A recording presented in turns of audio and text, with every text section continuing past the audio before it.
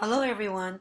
Today you are going to learn about relative pronouns who, whose, where, that, which, and how to combine sentences using these relative pronouns. Are you ready for lesson? Let's start. Well, first up, you have this relative pronoun who. Who is used to refer to people or person. Let's take a look at an example. The lady who teaches in Algon Primary School is my neighbor. In this case, I'm referring to this lady, talking about her, so that's why I must use this relative pronoun who. The second sentence, Mr. Tan, who is a taxi driver, has to work long hours. Once again, I'm referring to a person, Mr. Tan, so that's why I must use this relative pronoun. Well, if you are observant, you will notice that there is a pair of commas here in the first sentence, but there is no comma over here in the second sentence. Well, the reason is in the first sentence, the lady teaching in Algon Primary School, this is just merely extra information, additional information that is not really important to identify her as my neighbor. However, in the second sentence, Mr. Tan being a taxi driver is exactly the reason why he has to work long hours. Hence, because the second part here, taxi driver is needed to explain and to identify, that's why I do not have a pair of commas in the second sentence.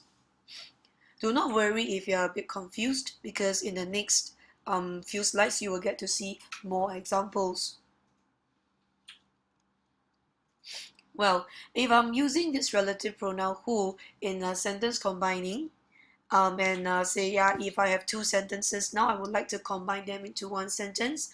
The first sentence is, the lady teaches in Algon Primary School, while the second sentence is, the lady is my neighbor.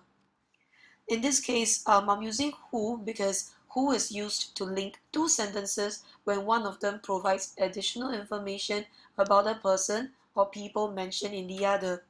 Well, where is the additional information in this case? In this case, the extra information is this part here, teaching in Algon Primary School, and the lady is my neighbor is the main information. So if I were to join these two sentences up, the answer becomes, the lady who teaches in Algon Primary School is my neighbor. Just like the previous example, I've already explained why there is a pair of comma over here. So that's why I'm not going to talk about it now. Okay, are you ready for the next one? In the next example, in this next part, you have this relative pronoun whose. Whose is used to indicate possession or ownership. Let's take a look at a few examples. Firstly, the father whose child is missing is frantic. I'm using whose because I'm trying to tell the reader over here that this child belongs to the father, and that is the reason, and the child being missing is the reason for the father feeling very frantic. Second sentence, the woman whose house had been damaged in the fire was very upset. So the house belongs to the woman, so that's why I must use whose, this relative pronoun. In the third sentence, Mrs. Ahmad, whose bag was missing, reported the loss to the security guard. So I'm talking about something belonging to our main subject over here, Mrs. Ahmad, and there is the bag. So I must use whose and not who, and not who as the relative pronoun that we have learned just now. So let's talk about using this relative pronoun whose in sentence combining. Right, the first one in this example, I have broken up the previous sentence that you saw into two separate sentences. The first sentence reads, the woman was very upset. The second sentence reads, her house had been damaged in the fire. So how do I join these two sentences up? Using whose? Well, I will have to tell myself that whose, besides using it for people, can also be used sometimes for animals and also objects. But in this case, in this example here, I'm using it to refer to something, an object here, belonging to a human being, the woman. So if you are observant, you will also notice that this whose appears in the middle of the main subject and also the thing belonging to the main subject. As you can see, there seems to be a pattern over here. Alright, so whose is in the middle. You got to identify also the thing, animal, or object belonging to the main subject. Okay, remember that, alright? Okay, next you have which and also that. Now, which and that is used to refer to things or animals. I give you some examples now. Firstly, the watch which Ken bought was expensive. Obviously, I'm referring to the watch here, and it is a thing, and that's why I'm using which and not who, because who is used to refer to people, persons, and whose is referring to something belonging to the main person. But over here, the main focus is not Ken, but rather the watch. So you got to know that there is a difference between which and also whose. The second one, the ring that Jamie wears is from her husband. Well, once again, take note, I'm talking about the ring. I'm not talking about Jamie. So that's why you have to use that, because that can also be used to refer to places, animals, or things. So in this case, a ring is a thing. So I'm using that as the relative pronoun. In the third sentence, the lion that escaped last night was captured. So just like the second example, I said that is used to refer to places, animals, or things. So I'm referring to an animal, and that is the lion. So that's why I am using that. Now, for that in sentence synthesis, you do not use commas because it's usually used to give additional information that is really important to explain perhaps the next part of the sentence. So we do not use commas around the additional information. Okay, right, let's move on to the next one, where I will show you more clearly using which to join up two separate sentences. In this in the previous one, I mean, just now you saw the answer already, but let me just break up into two separate sentences. The first sentence is the watch was expensive. The second sentence is Ken bought the watch.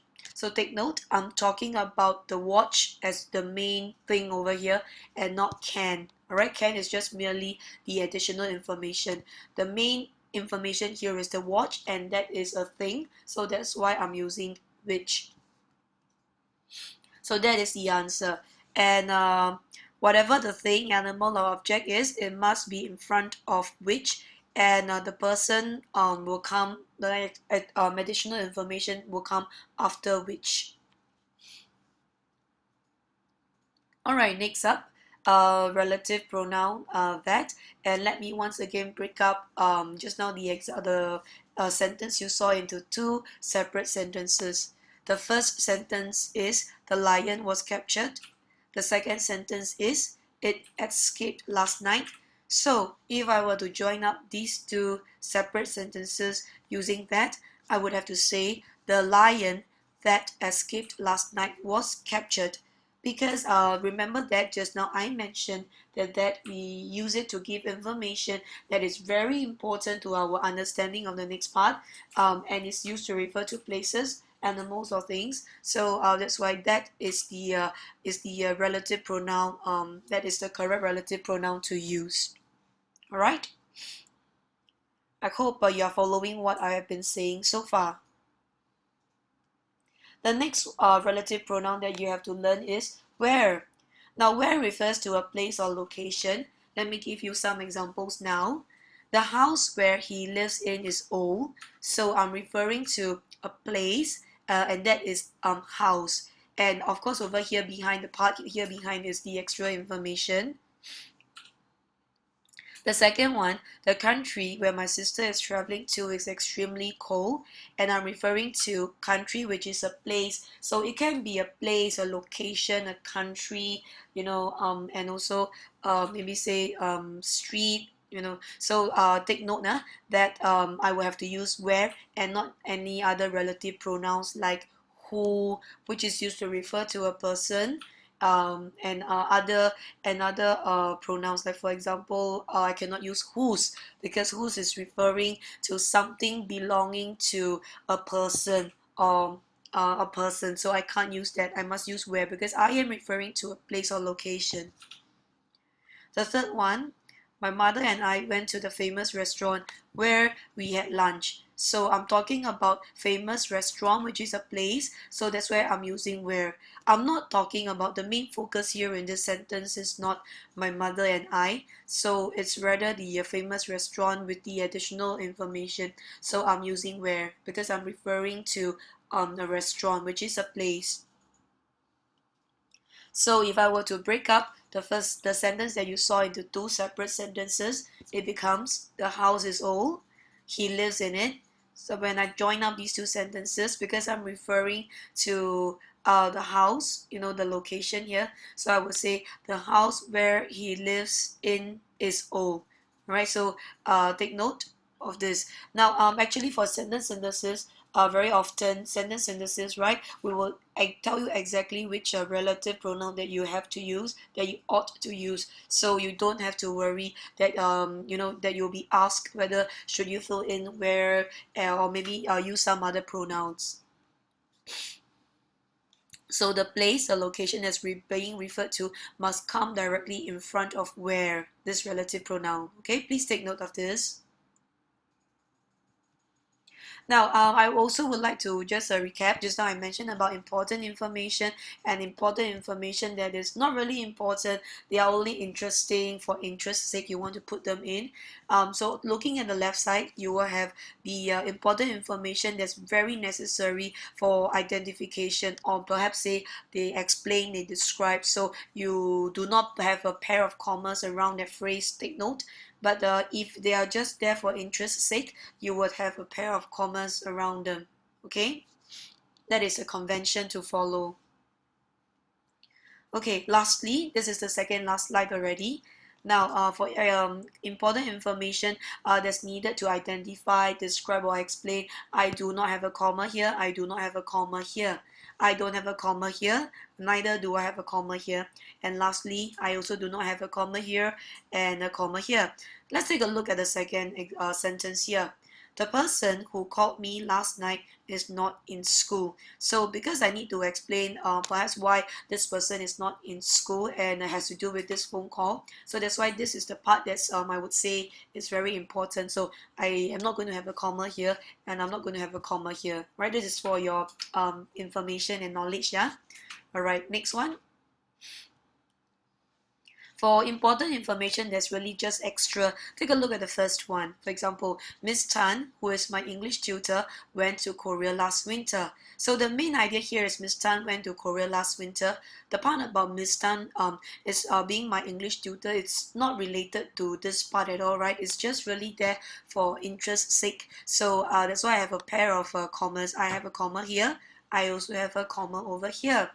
So please take note, and there's also sentence 2 that you should read quickly, scan through quickly, and also sentence 3 for you to read. Alright? Okay, are you done reading? Okay, if not, do not worry, just come back to this video again. Now that's all I have for all of you today. So I hope you have learned more about relative pronouns and how to use them to combine sentences. Now you have to watch the next video, because in the next video I will explain your sentence synthesis worksheet 6 more clearly. That's all I have for you now. That's it, and I will see you in school. All right, bye.